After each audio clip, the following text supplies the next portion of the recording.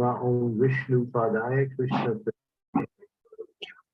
Srimati Bhakti Vedanta Swami Niti Namine. Namaste Saraswati Devi Gauravani Pacharine Nirvishesha Sunyavari Pasyatya Devasatane Vanchakalpa Purubhischa Kripa Sindhu Pevacha Hitanam Bhavane Yo Vaishnavi Yona Mahonamaha Jai Sri Krishna Chaitanya Prabhu Nityananda Sri Advaita Gadadhara Sivasadi Gaur Bhaktivinoda Hare Krishna Krishna Krishna Hare Hare Hare Rama Rama Rama Hare Hare. There are 4 authorized sampradayas. Sampradaya means the transcendental lineage coming from a initial acharya who initiates the science of pure devotional service. And each one of those 4 groups, we are with the Brahma, Madhva, Gaudiya Sampradaya. Our disciplic head or Sampradaya head is Lord Brahma. And Madhvacharya is also there, and Chaitanya Mahaprabhu has come into this Sampradaya to teach his teaching, and we are followers of the Brahma Modi Sampradaya, whose teacher is, in this case, we honor Madhvacharya. But we also get our teachings directly from Sri Chaitanya Mahaprabhu.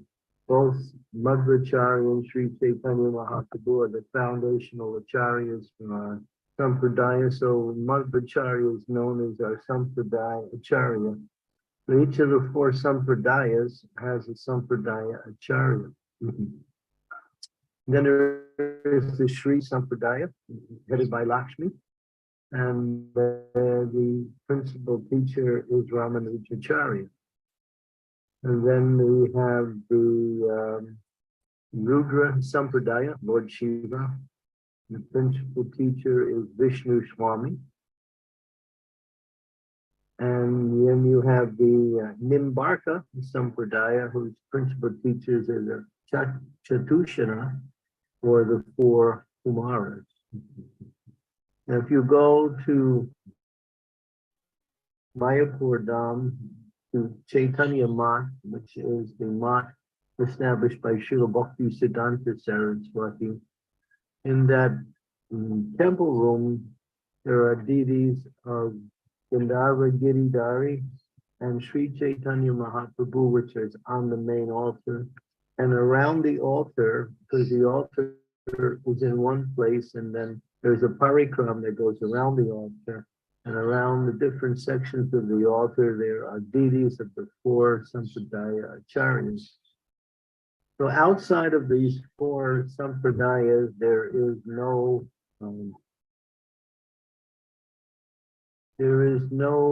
authorized form of pure devotional service. So one has to take shelter of one of these 4 Sampradayas. But we have taken shelter of Lord Chaitanya Mahaprabhu in his teachings, which are given by the 6 Goswamis of Vrindavan.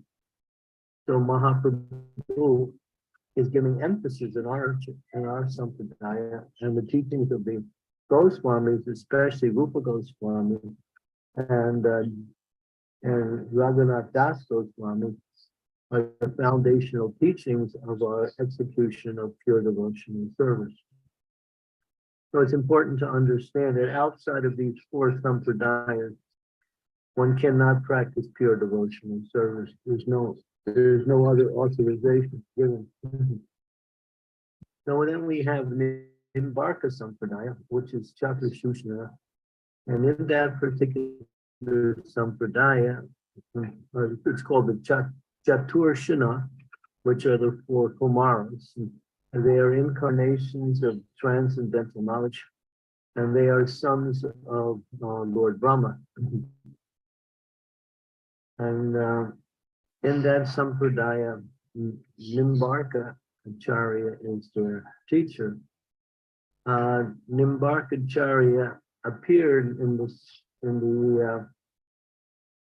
11th century, and I'll give some added information about Nimbarka. He appeared in the 11th century, and he was the son of Aruna Muni from Vaduyapatnam on the banks of the Godavari and Andhra Pradesh in South India. His wife's name was Jayanti, and they had a son named Nimbarka, who was born in that time period. He was also known as Aruna Rishi and Haripriya Chari. They could see their son's great brilliance even at a very small age. So they sent him to school to learn the Vedas, which he did, the Vedangas, the extensions of the Vedas, the Darshans, the different sutras. And he mastered this in a very short time. When he was just a teenager, and Lord Brahma came to his mother's house in a disguise of a sannyasi. And he came for food. Unfortunately, there was no food in the house at the time. And his mother felt very unhappy and depressed. And the sannyasi was about to leave. And Nimbarka said, "Mother, sannyasi cannot go away without receiving food. This will be very inauspicious for us." So she said, "What should we do?" So he said, he came to the sannyasi and said, "I will be back in a few moments." And in a few moments, he came back with fruits and roots. Now, it's mentioned that the sannyasis are not supposed to take food after sunset. But what Nimbarka did is that he put what is called his chakra on top of a tree. And he said that the sun will not set. He said to the sannyasi, and he came back with fruits and roots and gave it to his mother, who served it to the sannyasi. The sannyasi was very satisfied. And then what he did was, he is an incarnation of that Nimbarka, is an incarnation of the Sudarshan chakra of Lord Krishna. And he made the sun stay later than it normally does by the power of the Sudarshan chakra, which is brighter than the sun. And so Brahma was, in the form of a sannyasi, was pleased and gave him the name Nimbarka, which means tree, because he placed his chakra on the tree, and Surya means sun. So he was named Nimbarka, considered an incarnation of Lord Hari's Sudarshan chakra, or disc.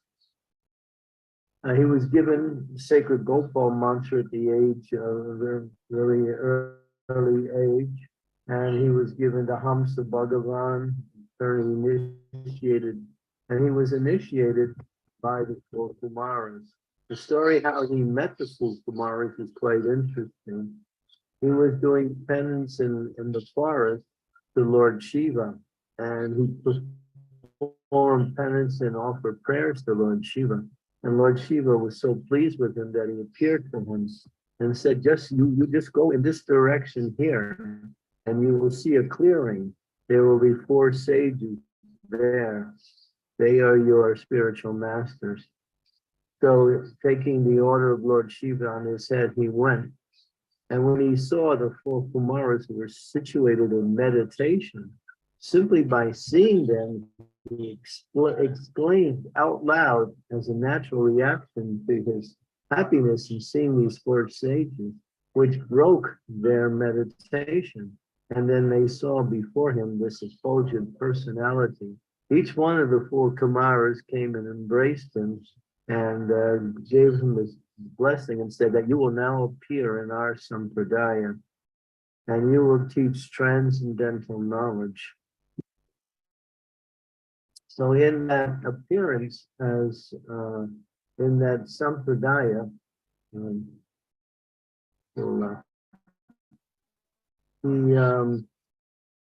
he wrote a commentary on the Vedanta Bhasya, and he says here that this is some of his teachings, that the Puranas are the fifth Veda, and Vishnu is the Lord of all. Devotion to God in the form of faith and love is glorified as the highest expression of spiritual practice. The perfectly emancipated, that means the eternal servants, are engaged in the eternal pastimes of the Lord and are fully God conscious.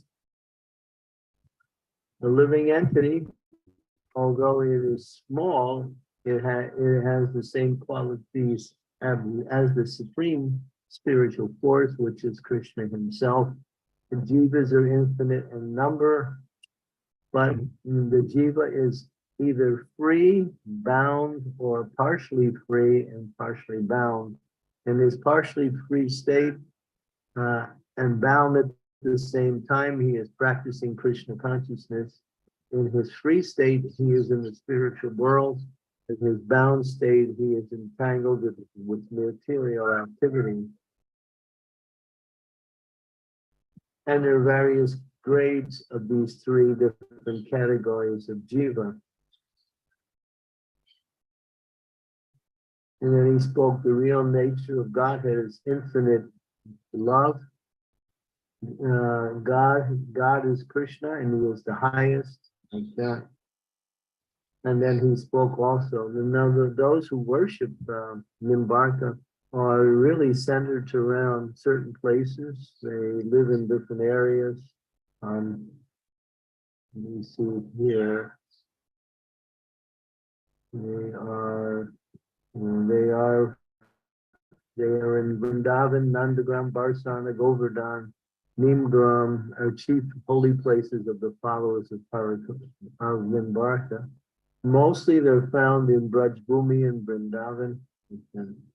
He wrote the following books: the Vedanta Parijat Sura, commentary on the Gita, Sarachar Prakash, the treatise on Karma Kanda, Varshaya Sodasi, an explanation of the Sri Gopal mantra in verses,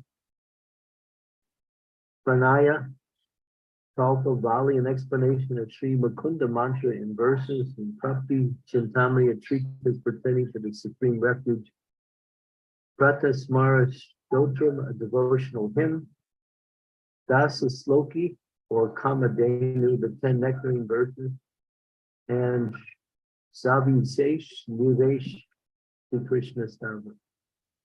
And so these are some of the works that he performed. In the time of Lord Chaitanya, he appeared as one great personality, a pundit named, let me see, what was his name? Can't remember his name, but he was a great pundit that would go around defeating everyone. And he had the blessings of Mother Saraswati. In those blessings, he was known as the Digvijay Pandit. That means everywhere he would go, he would defeat everyone. So he came to Navadvip and he heard about this personality called Nimai Pandit. And Nimai Pandit, of course, was Lord Chaitanya, but in that role as Nimai Pandit, he was known as a great scholar of logic and grammar, Nayak. So one day, Lord Chaitanya was on the banks of the Ganga with his students giving some lessons. And the Digvijay Pandit, who was actually Nimbarka, come again in that incarnation, came. And he saw Nimai Pandit. He said, "Oh, Nimai Pandit, I heard you are a great scholar of logic and grammar. And you have defeated everyone in this area in your debates on Vedantic knowledge. So I have come to challenge you with this debate. Lord Chaitanya's followers became a little concerned. The Lord Chaitanya said, actually, you are a great pundit and you are known all over the continent of India. And I'm just just a scholar on logic and grammar. I am no match for you. But since you have come, we would like to learn something from you. So please give us some of your knowledge in the form of created verses. So he was very proud to hear that statement. And so he started reciting these verses, glorifying Mother Ganga. And like the wind, he recited 100 verses glorifying Mother Ganga. Now, when his followers heard that, they were astonished. Lord Chaitanya thanked him for his dissertation and said, actually, what you have said is very nice, but I can see that there is some fault and some alliterations, some very good ornamentations in your, but he said, what do you mean by faults? Everything I said is perfect. There is no faults. Well, Lord Chaitanya in the form of me, my Pandit, said, actually in verse number 63, we can find 5 good qualities and also 5 faults. And then Lord Chaitanya took those 5 faults and explained to him. And he said, how were you able to understand, to even remember? I recited those verses as quick as the wind. Lord Chaitanya said, you are a great scholar, but I also have the quality of Shrutidara. I can remember everything I hear. And so he was quite astonished by this young boy. He didn't really know he was Chaitanya Mahaprabhu, the Supreme Personality of Godhead. And so then the Lord pointed out in very detailed explanation the 5 faults. After hearing that, he was stunned. He couldn't speak. He was speechless. He was thinking in his mind, Mother Saraswati, you have allowed this boy to defeat me. How is this possible? Then Lord Chaitanya's followers started to laugh. Lord Chaitanya immediately stopped him and said, don't laugh. And then he said to Digvijay Pandit, you go home and you study your verses and come back tomorrow, we will speak some more.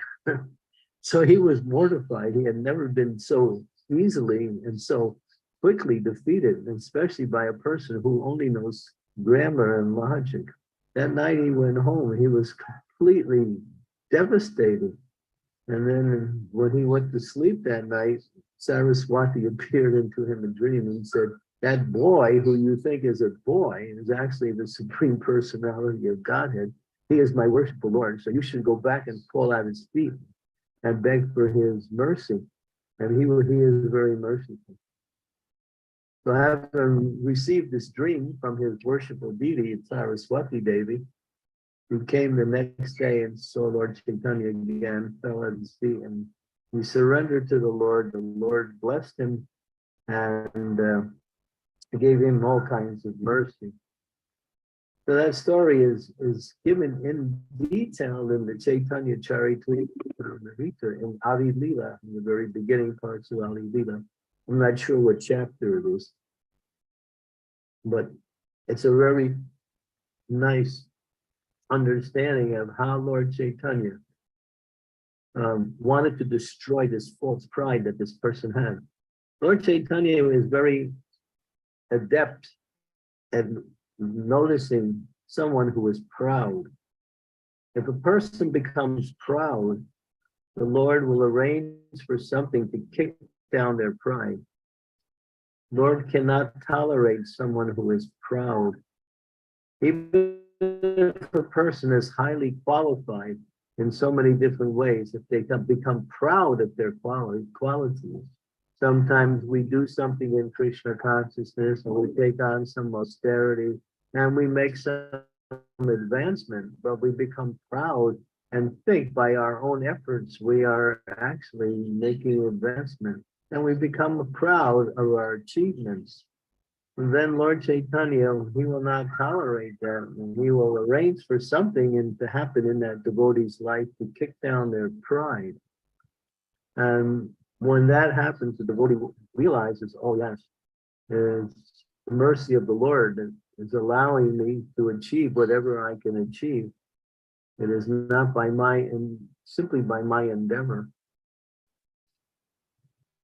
And so Lord Chaitanya is but if a devotee continues to be proud, and the Lord will smash him in different ways, and the devotee will be in a very impoverished position, and the Lord will gradually take away everything until the devotee wakes up that, yes, actually, whatever I am, whoever I am, whatever I am, it's all by the mercy of my spiritual master.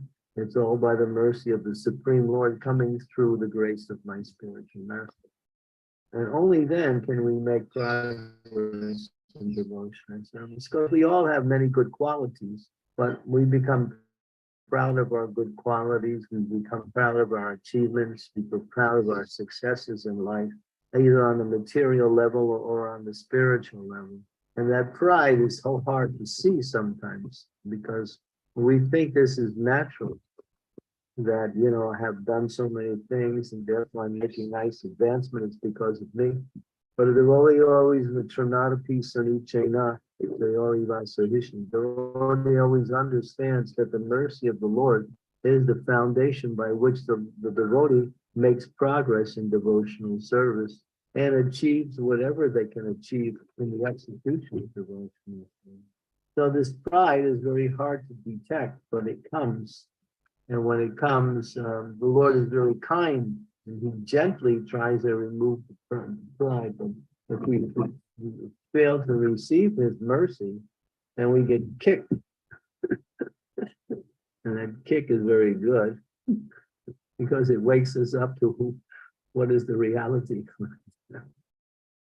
And sometimes he'll take things away from us just to remind us that we are not the controllers, we are not the doers.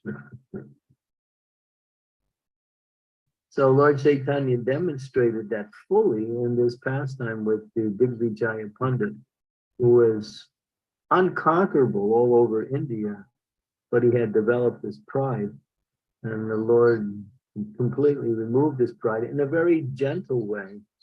The Lord could have smashed him initially, but he didn't do that. He wanted him to realize that he is not so great by defeating him the Lord remained very humble, but he defeated this Pandit. So today is Nimbarka's appearance day, and he's a very glorious Acharya, and he's worshipped. And the Chatur Shushna is also known as the Nimbarka Sampradaya, that comes mostly from the area of Govardhan and Vrindavan. Most of the followers of Nimbarka are Vijabasins, many of them. Today is also Krishna Rasa Yatra. It's Krishna dances his rasa dance with his intimate associates, the gopis. And this is the most confidential pastime of the Lord, where the Lord performs his leela of satisfying his topmost devotees, the gopis in Vrindavan, and giving them his personal association in a very loving way by performing this dance of love in the secluded groves of Vrindavan. The Lord expanded himself into many forms of himself to dance with each and every gopi. And each gopi was thinking that the Lord is only with me, and therefore they were completely absorbed in that.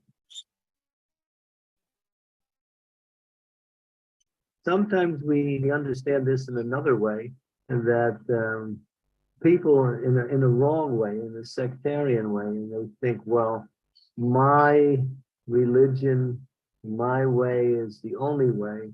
God is with me, he's not with you. Because when one is with the Lord in devotion, one feels the complete satisfaction and happiness in that relationship. And one might mistakenly think he's nowhere else. But this is false. Or if he is somewhere else, he's not like there with you like he is with me.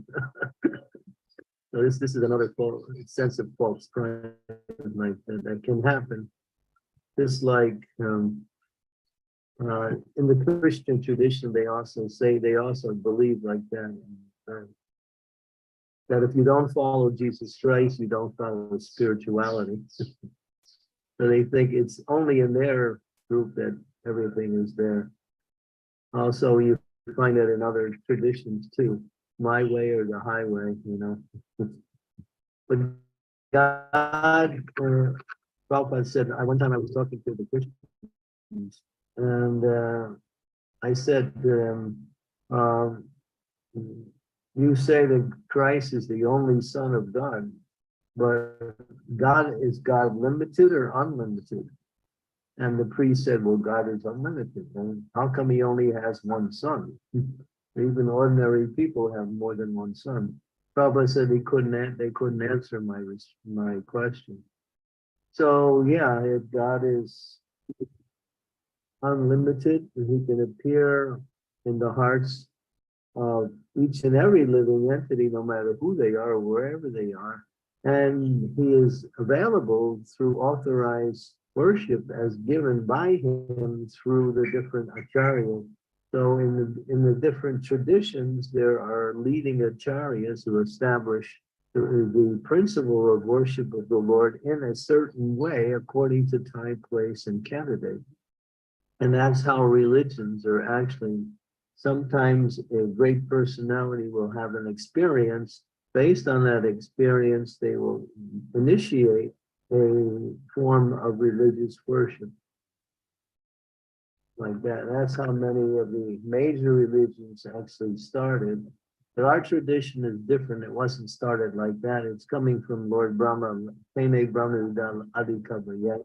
Lord Brahma spoke to Krishna Krishna spoke to Lord Brahma within the heart and revealed to him the truth of the eternal religious principles. Later, Brahma took that, realized that, and expanded himself in the form of various personalities who were empowered by Lord Brahma to bring about the next creation.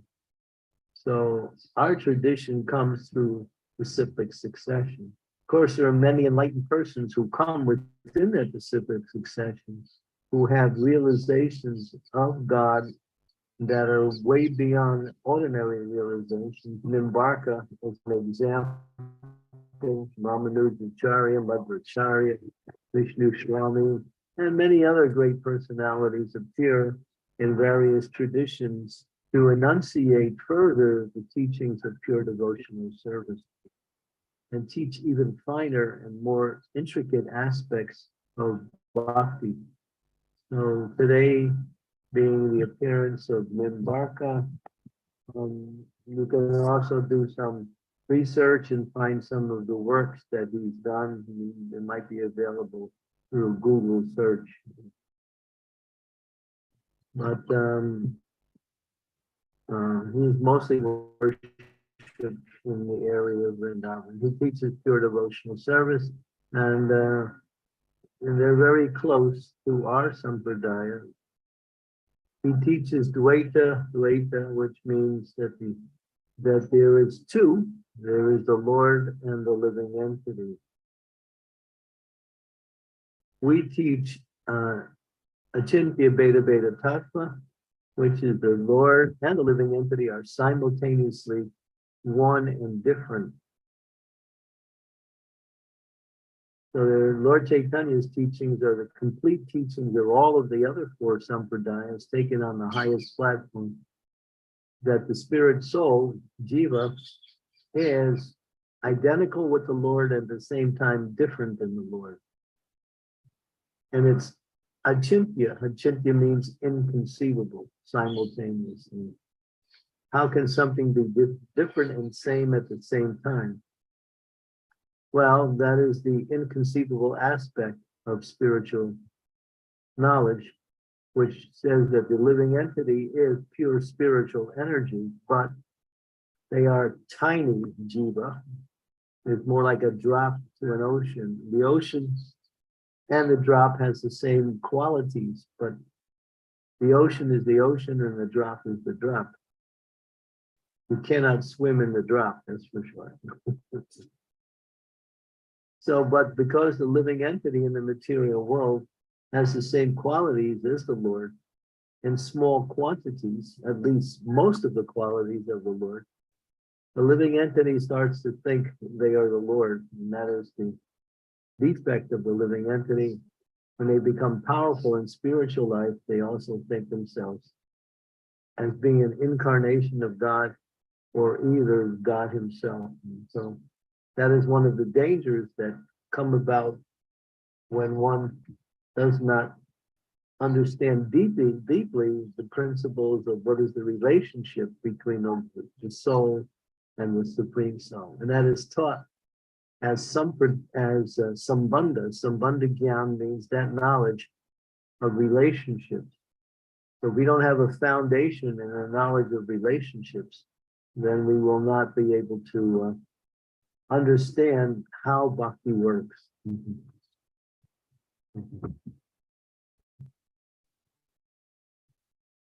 And that if you study Nectar of Devotion, you'll get all of that information you need. That one book, Nectar of Devotion, has the whole science of pure devotional service in a concise form. If you want to study that in a expanded form, you can study books by Bhaktivinoda Thakur, such as Jaiva Dharma, that's one. And there are other places within the Shastra which expands upon the knowledge of pure devotional service. Pure devotional service is a great science. It's an unlimited science. It is full of detail and it's full of understandings of relationships based on different kinds of personalities, such as what is our relationship with the Guru, what is our relationship with the material energy, what is our relationship with the Supreme Lord, what is our relationship with different types of living entities on different categories of existence. Relationship is the foundation by which one can understand and then execute devotional service. So out of all of the teachings in the Vedas, Sambandha is the greatest in volume. Sambandha is the greatest category of teachings. We have to know relationships. If we do not know what is relationships, we will make mistakes and also commit offenses or also become bewildered in the process of devotional service. Ultimately, our relationship with Krishna is loving service, humbly offered under the guidance of the bona fide spiritual master.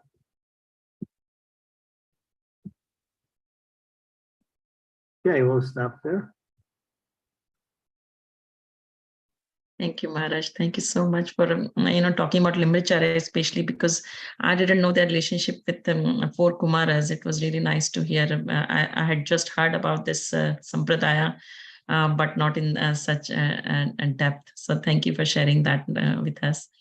And also about Krishna Rasyatra and unlimited forms of Krishna. Thank you. So devotees, if you have any questions, comments, realizations, please unmute yourself and ask questions. And it will be nice to take your darshan as well. So if you can keep your cameras on. Yes, Shridevi Mataji, please go ahead.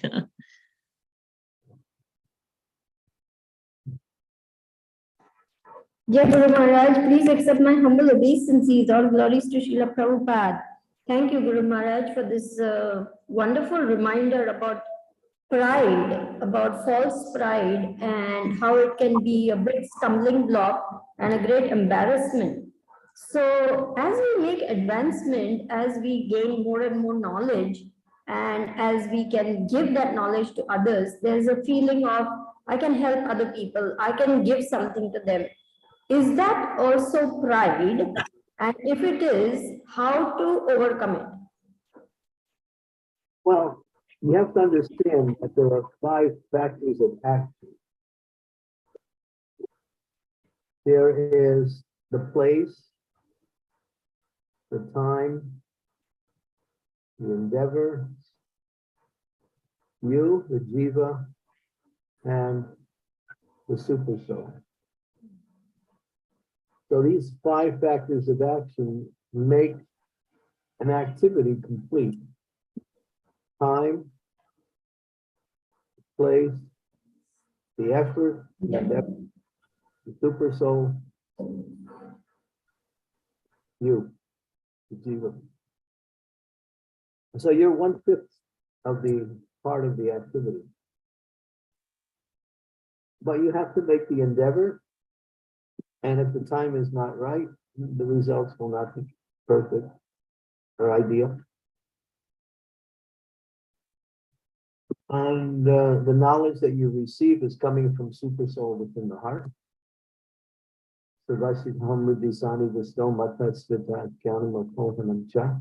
Krishna says, I give knowledge, I give remembrance, and I also give you forgetfulness.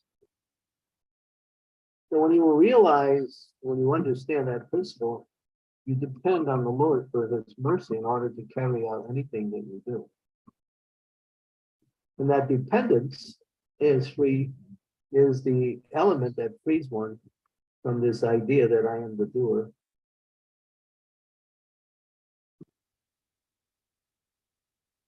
Now you may learn a talent and you may develop an ability, but even when you learn a talent and you develop an ability, that talent and that ability is coming from Krishna also.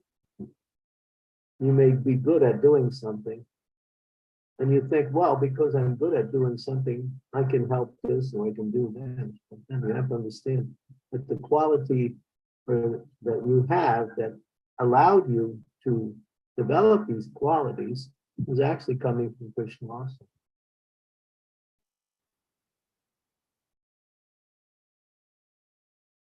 If Krishna wants you to forget, you can't do anything. He doesn't do that to the devotee, but if the devotee becomes proud, then Krishna will remind him that, you're simply acting on my behalf. That's it.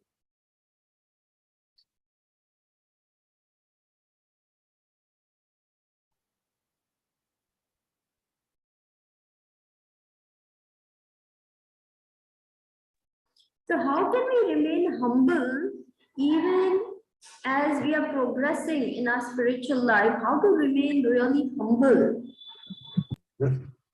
What's that? Say again. I said, how can we remain humble even as we are progressing through spiritual life? How to remain humble? By depending on Krishna.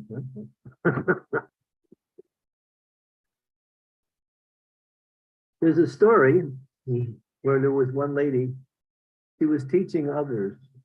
She was a devotee, and she was teaching other devotees how to do things. And then, and one thing she would say when a devotee couldn't understand or couldn't carry out what she was given, she said, why can't you do it? It is so easy. She would say that all the time. For her, it was easy, but for others, it wasn't so easy what she was trying to teach them. And she would always say when they couldn't do it, why can't you do it? It is so easy. So after some time, she wasn't able to do anything because she got sick. And then Krishna put her in a position to show her, you can't do anything either. You think you're so great and everybody else is so incompetent, and you're expressing your qualities of being so great, and they're putting everyone else down because they can't do it. So now Krishna took everything away. And then she had to admit that, I was proud.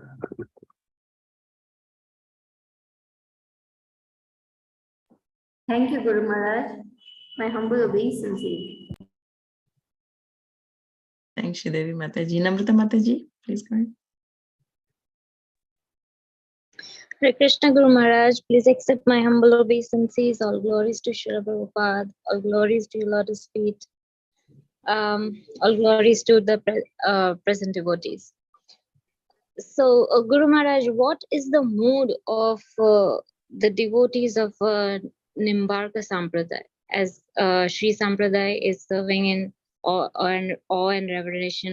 Then Gaudiya Sampradaya is serving in Madhurya Ras.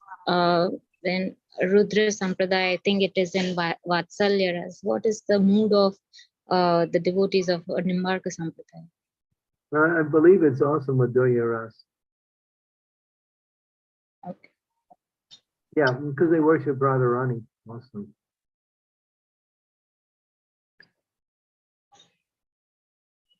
And they're prominent in Govardhan and in Vrindavan. I'm pretty sure it's in, they're in Braj Bhakti.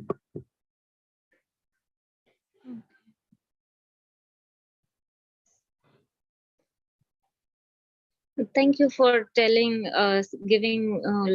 I think one of the lecture I have heard before, which you only gave about the example of Digvijay Pandit and the pastime of Digvijay Pandit and the Chaitanya Mahaprabhu. But additional some things were new also today. So thank you for the lecture. It was wonderful. Thank you very much. Hare Krishna. Guru Maharaj, one more thing. Tomorrow, is there a lecture tomorrow at the temple? Your lecture? No, I'm going out tomorrow early, but on tomorrow's the 9th. On the 10th, I'm here, but the lectures, the Srimad Bhagavatam class is on the 11th morning. 11th morning. Okay. Yeah, but I'll be here. Tomorrow I'll be out most of the day. Okay. Come on the 11th. Of course, you're also coming to the retreat, right? Yes, Guru Maharaj. Yeah. Which is the next day, the 12th. I'll try to come on 11th, Guru Maharaj. That's for class here. Yes. Is it in the morning? The morning class? Morning class starts at 8 o'clock. Okay. Yeah, around 8 o'clock. Thank you, Guru Maharaj. Hare Krishna. Thanks, Namrata Mataji. Any other questions, devotees? Yes, Revati Mataji, please go ahead. Yeah, thank you, Mataji. Hare Krishna, Guru Maharaj, please accept my humble obeisances. Our glories to Srila Prabhupada. Thank you so much for this beautiful class.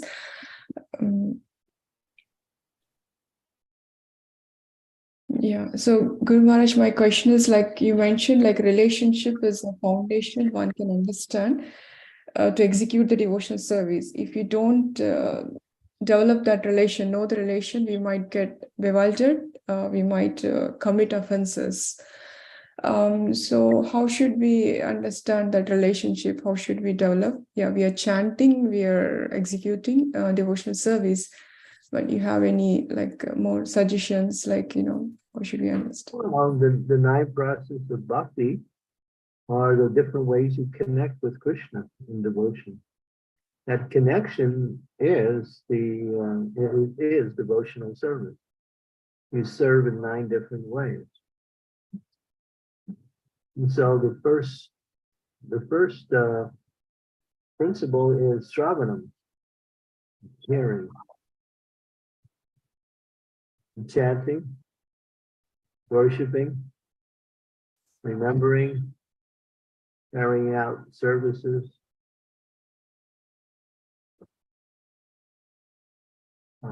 Yeah, offering prayers. These are the ways that we establish this relationship with Krishna. It's also the way you learn about Krishna. So this is Sambandha. You're getting both Sambandha and Abhideya simultaneously. Abhideya is the process. But you should understand that who you are. Sambandha is more like, who are you? We are pure spiritual essence that is part and parcel of Krishna. We live in this material world, in this material body, but these are ephemeral parts of our existence. They are not our real identity or our real activity.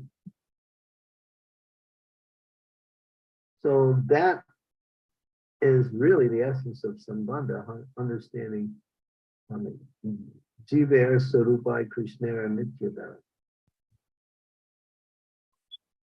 And when you perform devotional service, you gradually get those realizations. Mhm. But you actually should be fixed in that principle. That's why Krishna, in the very beginning of the Bhagavad Gita, in the second chapter, spends 20 verses or more describing the distinction between what is spiritual, what is material, what is the soul, what is the body. He's giving, we have to have an understanding of what is matter, who we are, and the distinction between us and matter, and how we interact with matter, but we are not matter. But because of our interaction with matter from time immemorial, we get immersed in matter, and we can't see ourselves outside of that relationship. So we have so much bodily consciousness that it's hard to, but we have to at least accept it from a philosophical point of view, that this body consciousness is simply an illusion.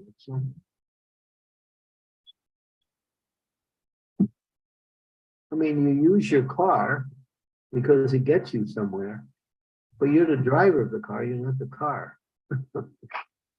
So you're the driving force in this body, but you are not the body. So the body appears to be necessary while we're in the material world. And the purpose of being in the material world is to get out of the material world.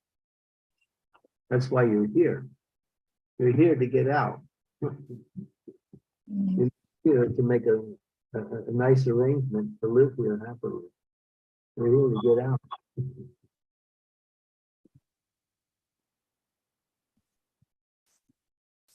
So that's Sambandha. So you have to know what is your relationship with the material energy, what is your relationship with different living entities who fall into different categories in the material energy.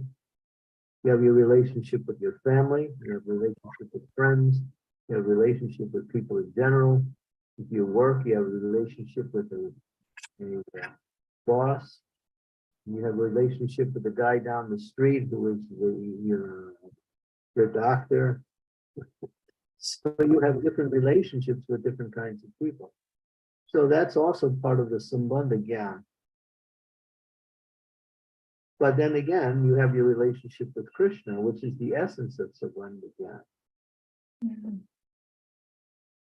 And all of these other relationships are changing and ultimately appear and disappear, just like bubbles appear on top of the water, and then after some time the bubbles are gone. But our relationship with Krishna is eternal, can never be lost, never be broken. But unless you are aware of that, you will try to find happiness in other relationships, and therefore you will suffer. Mhm. So Sambandha is the foundation to get out of the suffering, and Abhideya is the way to get out of the suffering. And prayojana, which is the goal, is perfection, which means love of God.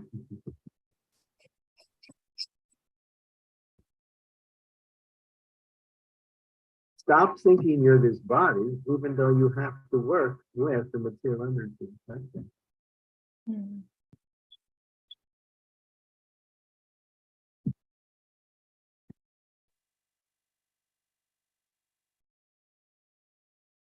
Make sure just see the body as an instrument for living in this world and as a way to get out of this world. The example is if you walk on the ground and you get a thorn in your foot. You try to remove that thorn, so you take another thorn and then you prick out that thorn with the other thorn, and then you throw both thorns away. The material life is like this. You're living in this material world so you can get out of the material world. Hopefully this is your last birth here. But if you haven't reached perfection in Krishna consciousness, then whatever's left, you'll come back accordingly. Suchiyam Simatam Dehe Yoga Brasta Pradayate. You come back again to finish up where you left off. So each one of us are an extension of our previous lives. Whoever we were in our previous lives is now manifested in the present life. That's why we're all different materially. We all have different paths in our sojourn in this material world. We take different bodies, we're born in different countries, we're born in different bodies, we're born with different parents. All of this is part of our sojourn in the material world. But if we think wrongly that we are the body who we are, then that is called illusion or maya.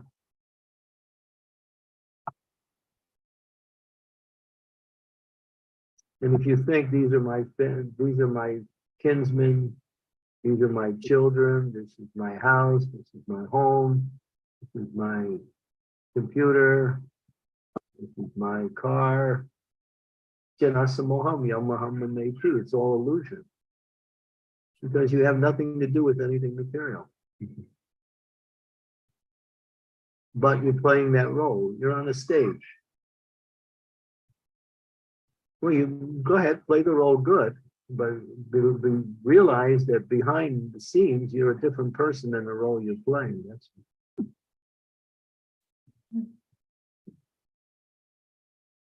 and then you have to know who that person is. You are pure spiritual energy who has eternal love for Krishna.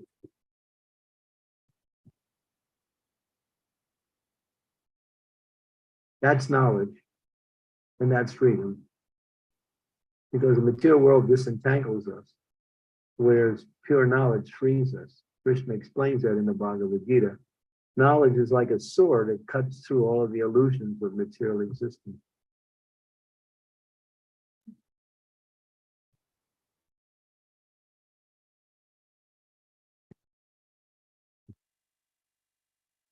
So you have to live in this world, but you should. I mean, Christ said, "Be in the world, but not of the world."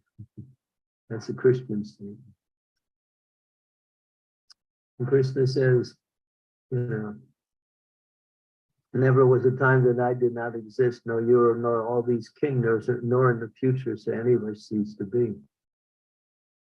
The soul is unborn, undying, primeval, unchanging. He's not slain when the body is slain.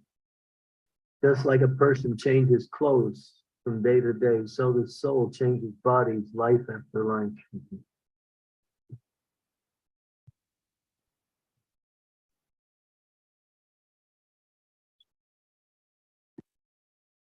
All that is in the second chapter of the beginning of the second chapter of the Bhagavad Gita. Krishna starts off with that in his instructions to Arjuna to set the foundation for whatever he's going to teach next.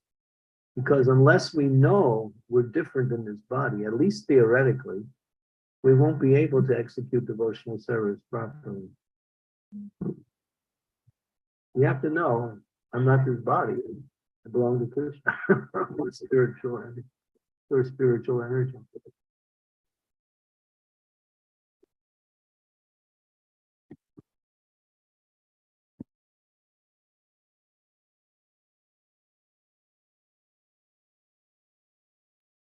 You're on mute, Mataji. That's Sambandha. Yeah, now Mataji, can you hear? Yes, we can hear you.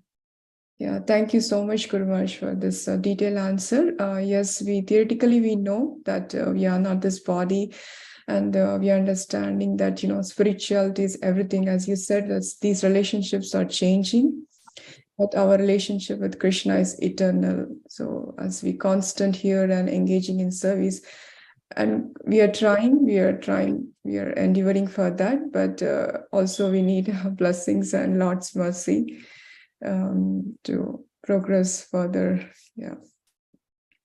Yes. Thank you so much. Hare Krishna. Thanks, Revati Mataji. Shridevi Mataji, you have another question? Yes, please. Guru Maharaj, I have a question about Vallabh Sampradaya. Which Sampradaya is that, and whom do they worship, and in what mood do they worship? Vallabha Sampradaya, they're also devotees of Krishna.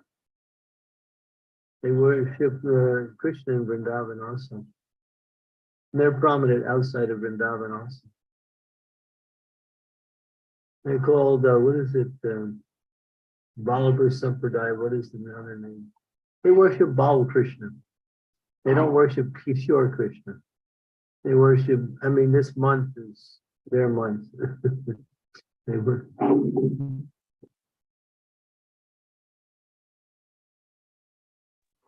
Thank you, Guru Maharaj.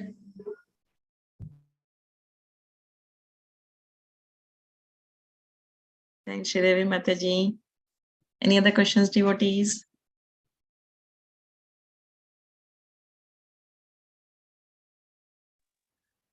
Krishna Guru Maharaj,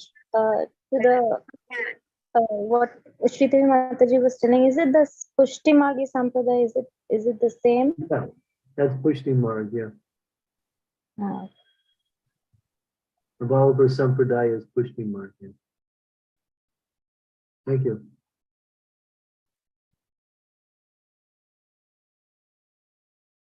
You see them there also in Bombay too, right? Mm-hmm.